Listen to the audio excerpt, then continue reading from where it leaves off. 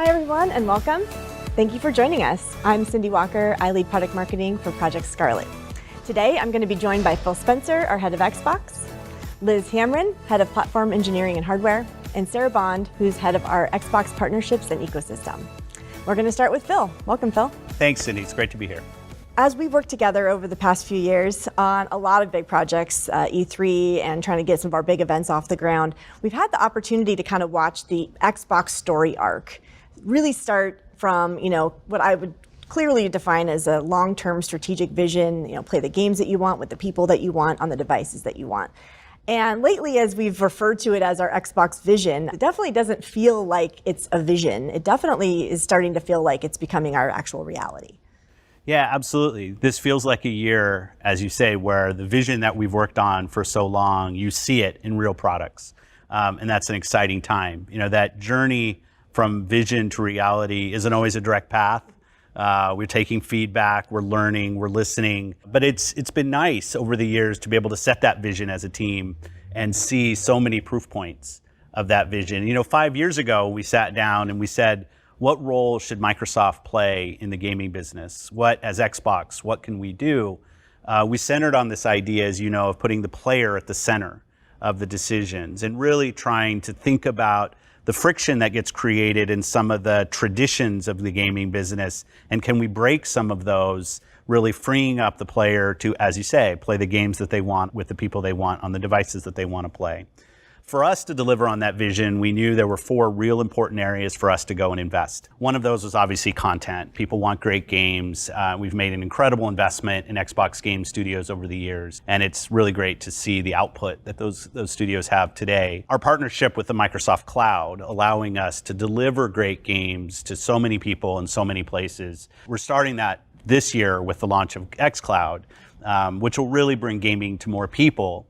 And then as we looked at gamers and how they build their library, we thought there was an interesting opportunity for us to bring something else to market in Game Pass. And we're having incredible success with Game Pass right now, not just from the millions and millions of subscribers, people playing so many different games, but also creators who now see this as a great avenue to build new games, new genres, new franchises, and get access to all of these millions of players who will go and try games. And we're long on Game Pass. It's a huge part of what we're doing at Xbox. But obviously for us, the console is the foundation of what we're going to go do. We thought it was really important in the Scarlet generation that we had a real vision for what we wanted to do with our next generation consoles, and it's exciting to be here today to get to talk about it. Well, and as we kind of talked about earlier, this vision started years ago, so we were able actually to use some of our Generation 8 hardware to learn and test areas that we wanted to get better at or wanted to really inform our Project Scarlet generation. Tell us a little bit about some of those decisions. Yeah, I sometimes get asked about, this year where people are seeing the work that we've put in over the years come together, and was it always the plan? And I chuckle a bit. It was always a plan, though, as we said, sometimes that plan has learnings and some changes. But if you think back to Generation 8, which is what we call the Xbox One generation, when we started on this vision, we knew that we had an opportunity with Xbox One to test some of our assumptions. Could we ship multiple Xbox Ones that have different performance profiles but are able to play all of the games that were launched on Xbox One? Could we bring your previous generations of games to Xbox One through our backward compatibility program? And when we do that, can we actually use the power of the console to deliver the best version of those games? The team has done incredible work there. It's just great to see how many of your best games today are running on Xbox One X.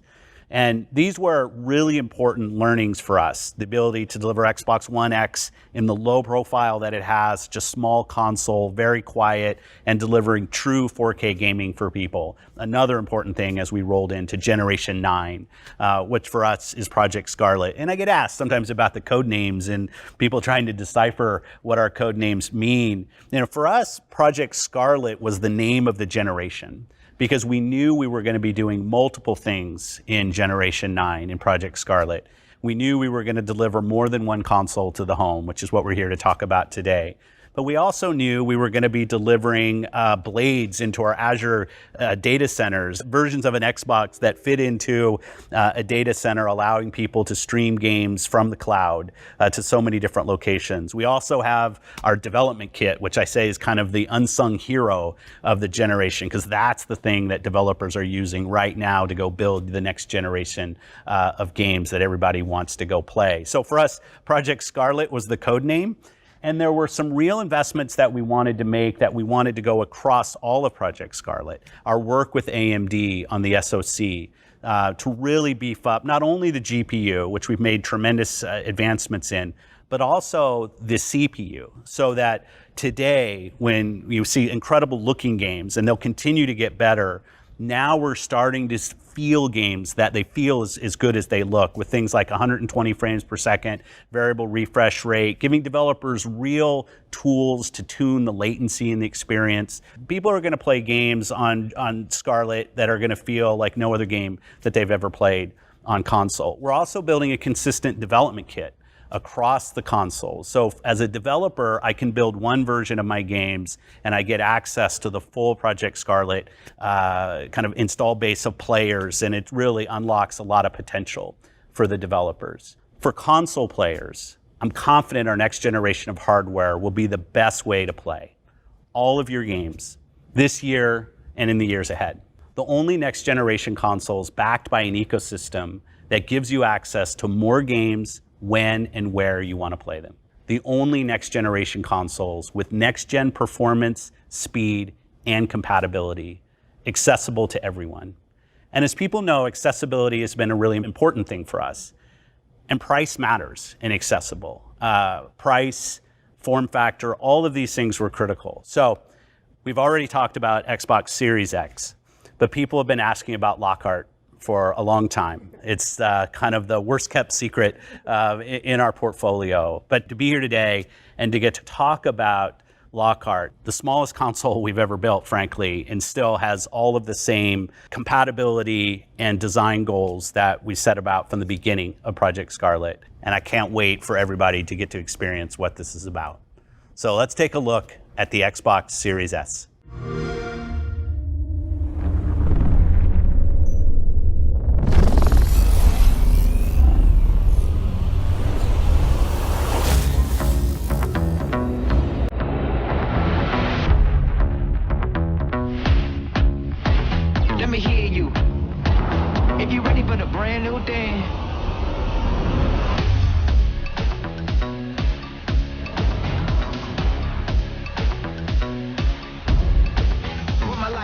Yeah, I'm on one. Went from rough to having everything I wish, huh? We ain't slowing up, this a light speed. A lot of y'all ran out of gas trying to catch me. Dang, it's a new thing, man, it's a new dream.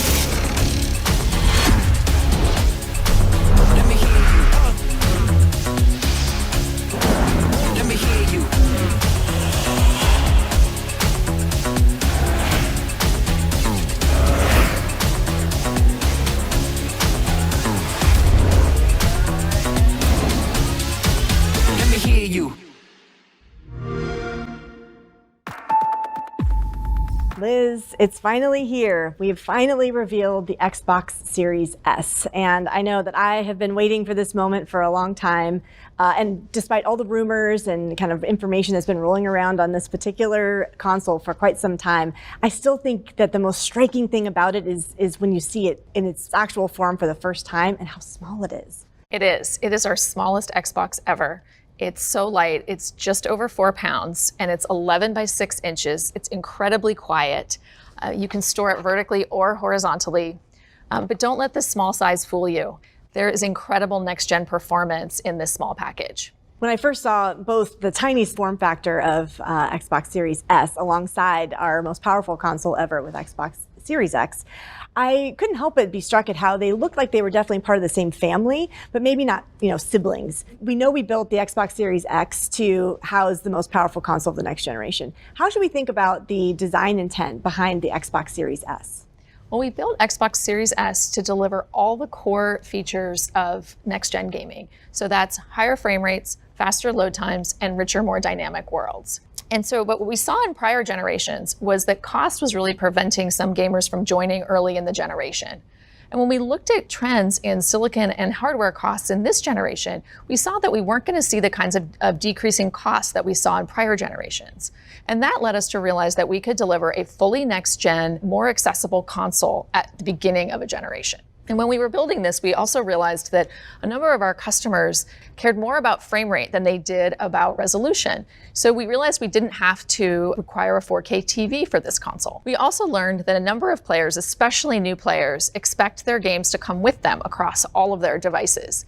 And so we made the Xbox Series S all digital. And by making it all digital, that was one of the things that allowed us to get to this smallest, sleekest Xbox ever. Well, we know that because these two consoles are coming out at the same point in the generation, they're going to share a lot of the same features, and they actually share a system architecture. Would you like to tell us a little bit more about what that system architecture has enabled and how that's come to light? Absolutely. We got together with our partners at AMD, and we decided that we were going to co-engineer a second custom SoC based on the Series X architecture, so including both Zen 2 and RDNA 2 technologies. The result of that is that you see very similar CPU performance across Series S and Series X, and you see identical I/O performance. Really, the only difference that you're going to see is in the GPU. And the Series X was designed to run native 4K at up to 120 frames a second, while the Series S was designed to run at 1440p, also at up to 120 frames a second. Now, if you happen to connect your Series S to a 4K TV, you'll be able to take advantage of our advanced hardware scaler and see improved resolution. Now, no matter what TV or setup you have, we want to make sure you have the most immersive experience possible. So we're including Dolby Vision at launch with these consoles, and you'll see that on our streaming apps with our partners like Netflix, Vudu, and Disney+. And Dolby Vision will be coming to games in spring of 2021, and Xbox will be the first console to support Dolby Vision for games. Now, you'll see the same great sound on Xbox Series S that you see on Series X with our spatial sound and Dolby Atmos. You talked about immersion, which is very important as we think about gaming experiences. It's also important as we think about just the way that the consoles are designed. How much sound they actually emit on acoustics, the size and shape of them, where they fit into your household. Tell us a little bit about the thought and design that went into the actual industrial design of the console. Well, we design our consoles to fit into your life and lifestyle. So we really focus on materials and finishes because we know that your Xbox is going to live on your shelf for years. We also want to make sure it fits into your household. So that's why we make sure that all of our consoles can be oriented vertically or horizontally.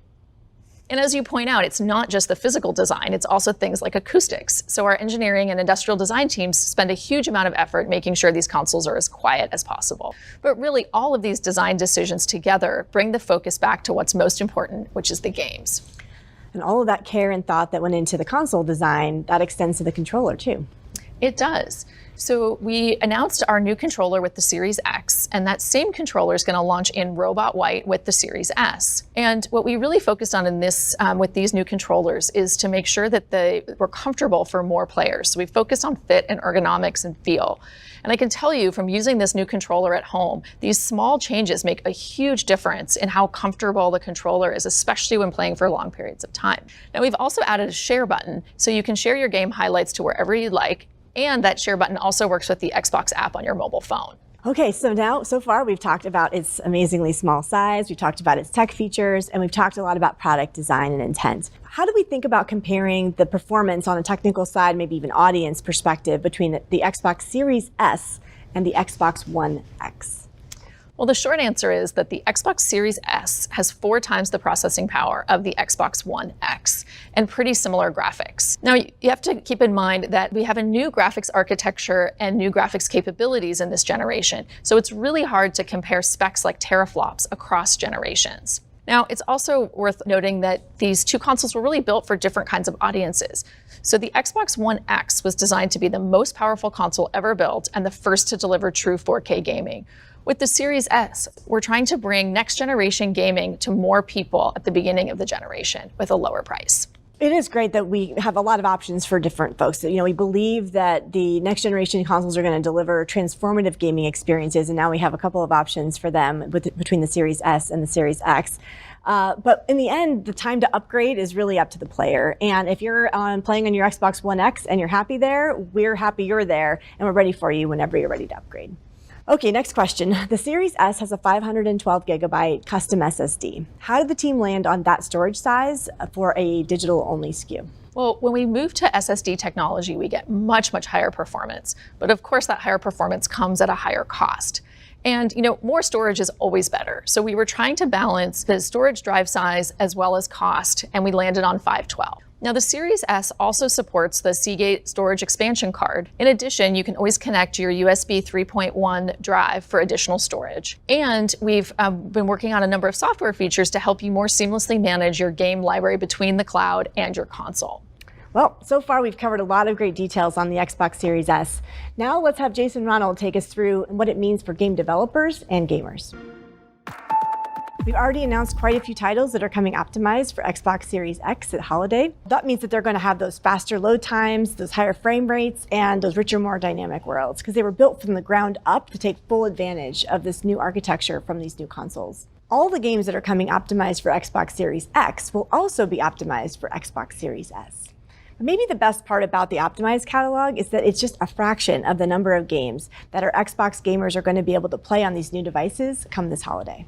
I love being able to say that we're going to have thousands of games at launch. Now, in the last generation, we pioneered backwards compatibility, and we're bringing that forward to unlock the largest launch library ever across 4 generations of content, all the way back to the original Xbox. And our goal is really to unlock content across devices and generations. And for that, we invested in smart delivery. And with smart delivery, you buy a game once, and then we deliver the best version of that game to whatever console you're playing on. So if I'm playing a game on an Xbox One, and then I decide to upgrade to a Series S or a Series X, everything comes with me. My game history, my saves, my achievements, and the best version of the game is automatically delivered to my console. Thanks so much, Liz. I know that I, for one, am thrilled that all of our console cards are out on the table and we're able to move forward toward launch, telling our full and complete story for the next generation of gaming with Xbox. So this must be a massive moment for you and the team. We've spent years envisioning and working on the next generation of gaming, and it's finally here. And it is so exciting that the most powerful console ever built will be out this holiday with the Xbox Series X. And I love that we're being able to bring next generation gaming to more people with the Series S. So far, we've talked about the long-term vision for Xbox gaming and the role of console within that vision. We've also introduced the Xbox Series S, which will bring next-gen performance in our smallest Xbox ever at a more affordable price this holiday. Now let's welcome Sarah Bond, our head of partnerships and ecosystem, to talk about what our partners think about the path that Xbox is on and what it means for their games and fans. Welcome, Sarah. Hey, Cindy. Hi. I think it was just about a year ago that you and I were talking to a lot of our content partners about what the next generation of gaming with Xbox was going to be like, and about Project Scarlet consoles in particular. And they were very interested to hear about our console plans, but they were also very curious and very interested in talking more about Xbox Game Pass. They were excited about what it had done for their games so far and really interested to see what more it could do. And then they were particularly interested to hear more about how we were planning on bringing gaming to more people by combining Xbox Game Pass with the cloud. Yeah, those are always my favorite things to do, and to meet our content partners and talk to them about our plans. And you're totally right. They were super excited to hear about the console and everything we're doing with Xbox Series X and S, but they're always particularly interested in Game Pass because it's just such an amazing innovation and how we're making it possible for it to be played across the console, PC, and really anywhere with the cloud. It's always been about giving our members just the freedom to discover and try new games and creating whole new levels of opportunity and success for our partners on our platform.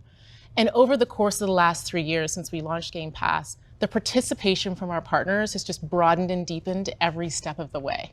We've actually quadrupled the number of partners that are participating in the program, and over 90% of the top partners on Xbox are actually part of Game Pass. Like amazing brands like Take-Two, Bethesda, Capcom, Square Enix, Paradox, and Bungie have all signed up. We also already have over 20 titles, Gen 9 optimized titles, committed to come into Xbox Game Pass as we move into the next generation. And that number is growing all of the time. And as always, our Xbox Game Studios titles launch into Game Pass day one. Over 90% of people say that they tried a game and played it that they never otherwise would have because of Game Pass. Well, the expansion about catalog is super important, but also expansion of devices. And it was about E3 2019, not that long ago, again, about a year ago, that you were on stage talking about the Xbox Game Pass for PC beta starting. It's been incredible the last year on PC. We've really listened to feedback from our players and from our developers and continued to iterate and improve what we're doing there. And we continue to add new PC titles like Flight Simulator, which is awesome, and Wasteland 3. And I'm excited to share that on September 17th, the service is actually going to be exiting beta. We're incredibly proud of how far we've come here. Really, when we talk about PC, it's all about our commitment to continue to make it possible for people to be able to play any way they want, which is why we recently announced that on September 15th, we're actually going to make it possible for Xbox Game Pass Ultimate members to play over 100 games on their Android devices across 22 markets. Amazing. It really has been an incredible amount of progress on the program in a pretty short amount of time. And I'm kind of speaking from the console gamer perspective on this. It really does add an incredible amount of flexibility in what our Xbox Game Pass Ultimate members can actually do with their content. Even if you really want to start with your console and playing at home, you can easily move that same game that's part of your subscription over to your mobile device, or vice versa. You can start on your mobile and then come back home and pick up right where you left off. You can even turn games that are technically not couch co-op games that actually would have normally required you to have more than one console in the same house, and turn those experiences into almost like a couch moment with whoever you're playing with on their own subscription as well. It really does enable that idea of the games you want with the people that you want on the device that you want, because it actually allows you to take your game library with you, whether you're playing on console, PC, or your Android mobile device. Yeah, it's fun to think of all the possibilities that it opens up, right? And it's this commitment to putting the customer at the center, which is a big part of why I just love Xbox. And right now, with so many people at home and when social interaction is harder, Xbox Game Pass is really making it possible for people to connect and share. And friends, on the same plan, basically have a shared library of games so that you can just jump in and play and just experience something instantly. So just our ongoing commitment to human connection, which is always something I love about Team Xbox, is even more precious now. So we started with Xbox Game Pass on console, that expanded to PC, and now we've moved from PC to cloud. But really we know that in the end, games are what matters the most, and content catalog is what really draws new people to the service. And we just had our Xbox Games Showcase in July, and we showed a ton of games, dozens of games that are all coming to the service in the near future. But of course, our fans and members are always asking for more. Yes, always asking for more, and there is so much more to come. In fact, there's one partner that really shares our vision on subscription, and we're excited to share that we are teaming up with them today to do something really, really revolutionary for our members. Let's take a look.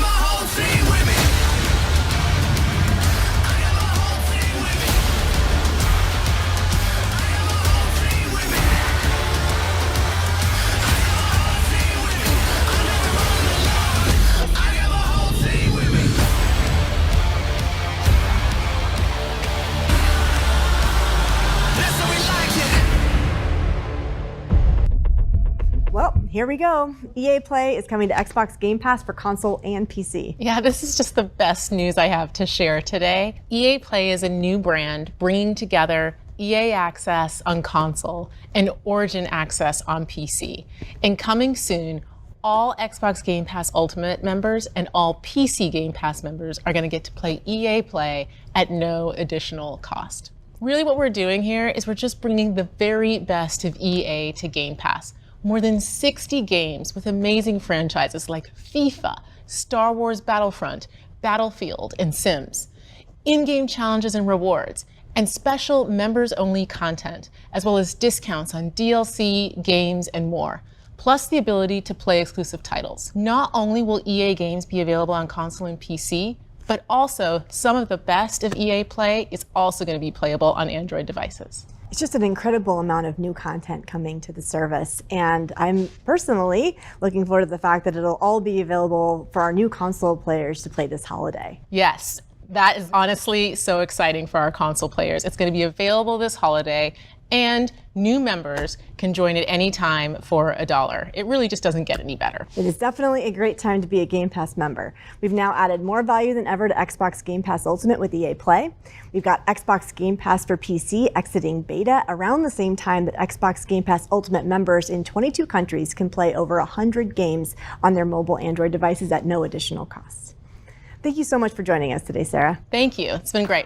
Today, we've talked a lot about how we want to enable gamers to play in more ways. And now I'd like to share how we're expanding our Xbox All Access program, which will enable gamers to join in more ways. Xbox All Access gives customers everything they need in one transaction to jump into gaming with Xbox. Their console of choice and 24 months of Xbox Game Pass Ultimate, all with no upfront costs and a low monthly price. Last year, we piloted Xbox All Access in 3 countries with 4 partners, a blend of traditional gaming retailers and a mobile operator, to see how this membership model combining hardware and services could help more consumers get into gaming easier than ever. We learned that this program not only helped new people join our community, but also helped existing Xbox members get into the console of their choice. And today, we're announcing the expansion of this program to 17 partners in 12 countries, just in time for Xbox Series X and S to launch this holiday. That means that more fans can get into the next generation of gaming with a new Xbox, either a Series S or X, and 24 months of Xbox Game Pass Ultimate, which includes 100+ titles and now includes EA Play for a low monthly payment. There's something you need to see.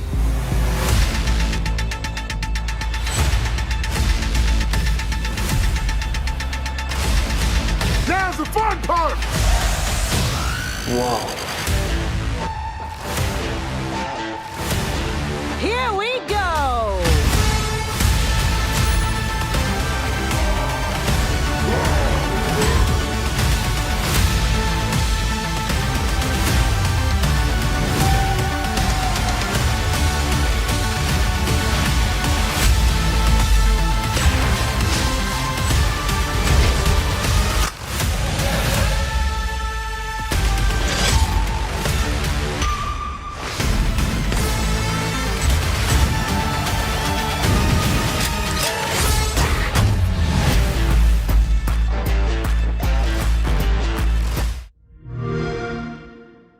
It is my pleasure to announce that both Xbox Series X and Xbox Series S will be launching globally on November the 10th. And at $299, Xbox Series S is the most affordable way to get into next-generation gaming. And with Xbox All Access, fans can join Xbox and get gaming for as little as $24.99 a month. Pre-orders start on September 22nd in retailers worldwide. Now, before I go, here's a quick recap of everything we've covered today. Xbox Series S joins Xbox Series X as our suite of options for next-generation console gaming, delivering on Gen 9 speed and performance, launching November the 10th, 2020. Thousands of games from 4 generations of Xbox will work and play best on these consoles, including dozens of games optimized to take full advantage of next-gen performance ready at launch.